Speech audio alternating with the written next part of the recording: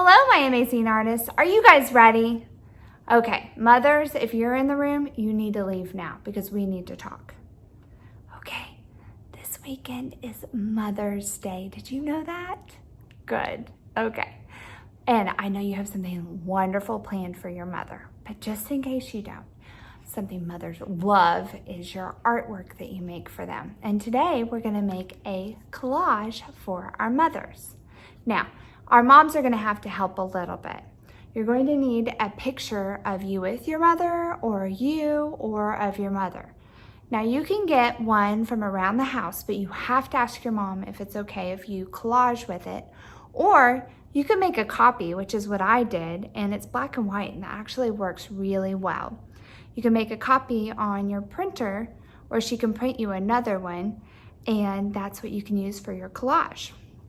If not, if your mother doesn't have a picture for you to use, then you could just draw a picture of her and she would love it. Something else that you're gonna need for your collage besides the picture is things to collage with. Now, I like to use envelopes that come in the mail, and magazines, wrapping paper, and tissue paper are the best. So just make sure that you ask before you use and collage with something, but I'm sure your mom won't mind. Okay, let's get started. So first thing we're gonna do when we do our Mother's Day collage is, if you're gonna use watercolor paints, we're gonna start with crayon actually, so we can do our resist. Now I'm gonna pick a color palette that I wanna use. I think I'm gonna stick with warm colors. You want to pick about 3 or 4 colors that go well together. You don't have to do this, but it does turn out pretty neat when you stick with a color palette. It kind of makes it feel cohesive. So I've got some warm colors. I've got some of my reds, my yellows, and my oranges. So I'm just going to set these up here. Now I can draw things like symbols. I don't want to color them in too much, but I might color them in a little bit. I can draw patterns or shapes, and I'm going to switch colors. I can use words. I will try to just stick with like a few words like love, and maybe, see, I'll go back over my heart, and maybe I say Mom. Might think about what she means to me, that she's nice and that she is patient, P-A-T-I-E-N-T, patient, that she is, let's see, find a different color. Now I know I'm going to put my picture in the middle and it might cover up things, but that's okay. I can do, she makes me feel excited, like a lightning bolt. She makes me feel safe. She makes me happy. I can use these words that remind me of my mom, or I can just draw beautiful pictures. I could draw a rainbow with just a few colors, like this. And then maybe give it some clouds. It doesn't have to be the exact right colors.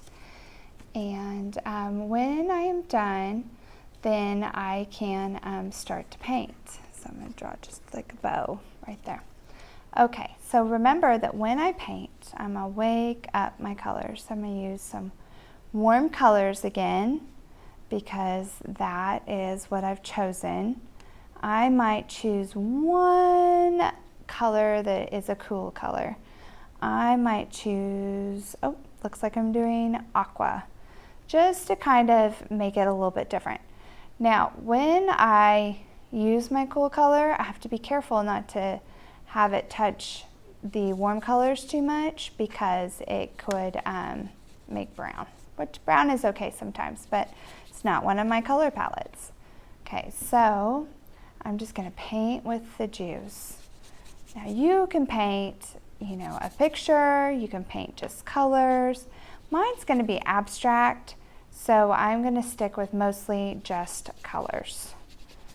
And like I said, I'm gonna stick with some warm colors, but I might go in and mix in a little, like one cool color.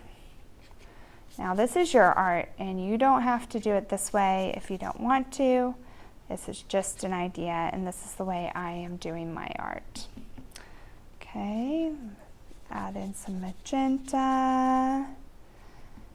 And magenta and aqua, when they mix, do make brown. So I'm going to add some yellow in the middle of that because yellow goes with both those colors. And then, oh, my yellow is not looking too pretty. If I need to, I can dab it with a cloth. Okay, orange also, when it gets close to aqua, could make brown. So I'm going to be very careful not to get it in there too much. Okay, let's see. All right. Then I might go in and add a few, just make it a little bit darker because when I layer these watercolors, it'll make it a little bit more intense and darker.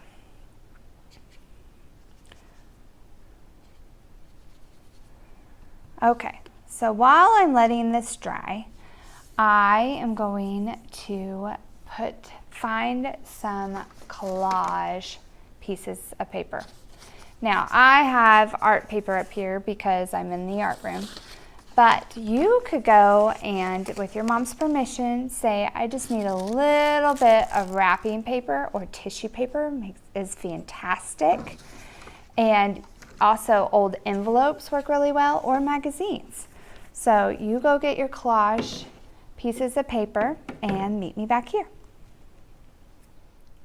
While my picture's drying, I'm going to take my collage pieces and I'm just going to cut them up. If a part of it's torn, I can keep it. Really, it makes it kind of an interesting collage piece, or I can throw that part away, just cut it off, throw it away. And I'm just going to cut up a few pieces. So I might cut them into squares if I want squares, or I might kind of cut them into fun, interesting shapes. Now notice that if I have a choice, I'm going to try to pick up colors that are pieces that have colors in my picture.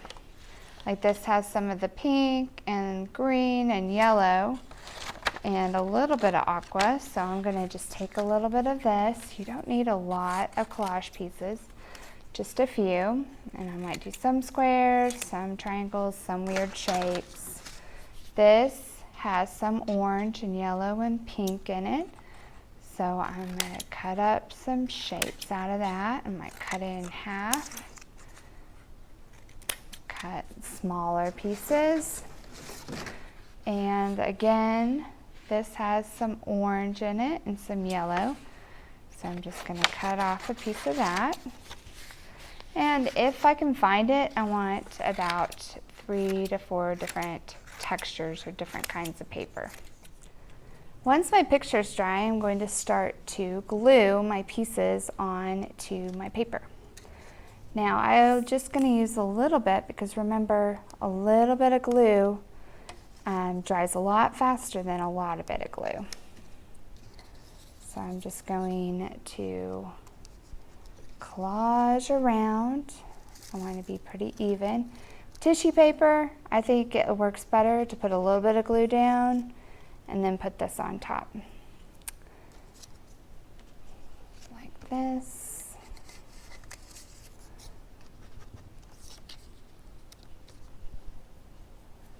And remember that it doesn't have to be perfect. Your mother's going to love it no matter what. But you just want to do your best. If I find that I've got a lot of squares, I might cut it up and make some triangles. And do it like this. It's kind of a triangle shape. And I could take a piece and I could cut it and make a heart out of it. Well, that's not a perfect heart, but my mom's gonna love it. So put a little bit of glue on it and put it down. If I find that I've got a lot of the same paper on one side of my paper, I I might need to add a little bit over here to kind of balance it out. So I don't have any tissue up here. So I'm going to put some tissue down. Oh, that almost disappears because it's the same color. But I bet it would show up here. Yes, it does. How wonderful. And I'm going to add in a little bit more tissue up here. Now also tissue paper is great because I can layer. So I'm going to see both pieces if I put it on top of another piece. So that's why tissue paper is so wonderful. Let's do it right here. And like that. Okay, if I have pieces flipping up, I'll just go back and add a little bit more. Okay, then once I'm done with my collaging, I'm going to take my picture. Now remember to ask your mother if you can get her picture. You can take it out of a picture frame and copy it. Or if she says it's okay, then you can use the actual picture. I like to use black and white, but it doesn't have to be black and white. And I'm just going to cut around the people. It might just be your mom, or it might be you with your mom. And I'm just going to cut around it the best I can. I'm going to take my time. If something's missing, like part of Ellie's shoe is missing, I'm just going to kind of make it in the leaves and keep going. And I can use the stump if I want, or I can cut it off. It's kind of up to me. It's my artwork. Okay, then once I have my picture, I'm going to put it where I think it looks good. I could put it in the middle. I could put it to the side if there's something that I don't want to cover up. I could put it, I think I kind of like it there. And I kind of did it knowing that that's where it was going to go. So you can see I had something printed on the other side. I'm going to put glue around the perimeter, a little bit in the center, and then glue it down. Okay, so yours can be done. If you have glitter at home or glitter glue, sometimes you have glitter glue because you've been making slime, then you can take a little bit and brush it off. I have a little bit of glitter glue here, just from making slime and everything. So I'm just going to make a little puddle. Or if you don't have a brush, see, I'm going to brush mine on. If you don't have a brush, then you can use your finger. And I'm just going to kind of go around the people, maybe go over my tissue paper. I don't want to go over faces because I don't want to cover up my mother's face, or in this case, my face. And just use a little bit of glitter, just to kind of add a little bit of pizzazz. Again, you don't have to do this, but if you want to, then, and you've got it, then you can. Okay, and that is my Mother's Day collage for myself.